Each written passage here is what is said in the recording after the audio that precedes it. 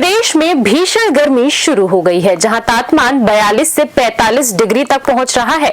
इसे देखते हुए राज्य सरकार ने स्कूलों की छुट्टी घोषित कर दी है, जिसे लेकर अब कई तरह के सवाल खड़े हो रहे हैं। स्कूल प्रबंधन इसे समय की कमी मान रहा है, जिससे बच्चों का कोर्स पूरा नहीं हो पा रहा है। सरकार से मांग की गई है कि ऐसी व्यवस्था की जाए जिससे बच्चों का कोर्स पूरा हो सके और संध्याकालीन स्कूल खोलने पर भी विचार किया जाए। जी, हमारे पास भी कई अभिभावकों के फ़ोन आए हैं और हम भी अनुभव कर रहे हैं कि गर्मी ज़्यादा है, इसलिए 20 तारीख से छुट्टी करने जा रहे हैं।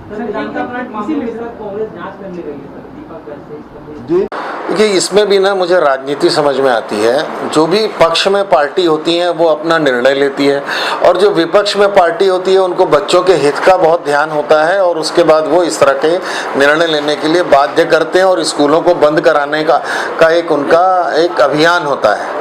क्या वही बच्चे कोचिंग नहीं जाते हैं क्या वही बच्चे कोचिंग इंस्टीट्यूट में नहीं जाते हैं क्या बच्चों के अलावा दूसरे माता पिता को या कमज़ोर बच्चों को ऑफिस जाने में धूप नहीं लगती है क्या हमारे बच्चे इतने कमज़ोर हो गए हैं कि धूप को बर्दाश्त नहीं कर सकते क्या? हम बच्चों को मजबूत बनाने के लिए क्या कर रहे हैं? हर साल हम देख रहे हैं 2 डिग्री 3 डिग्री टेम्परेचर बढ़ रहा है। साल में 362 दिन में जो कक्षाएं होती हैं वो 160 दिन से भी कम होती हैं।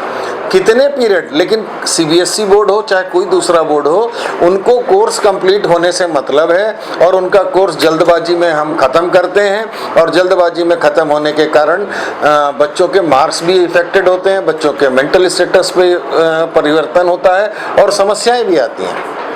क्या हम इसको इस तरीके से नहीं कर सकते कि हम शाम को क्लासेस लगाएं या हम सुबह जल्दी क्लासेस लगाएं?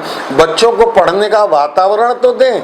ये कोई बात नहीं होती है कि बच्चों को हमने मोबाइल पकड़ा दिया और मोबाइल से क्लासेस ले रहे हैं, क्योंकि मोबाइल का दुरुपयोग इतना ज़्यादा हो चुका है कि अब उसको रोकना बहुत मुश्किल है, और इसको कोई सरकार रोक नहीं सकती, कोई स्कूल रोक नहीं सकता।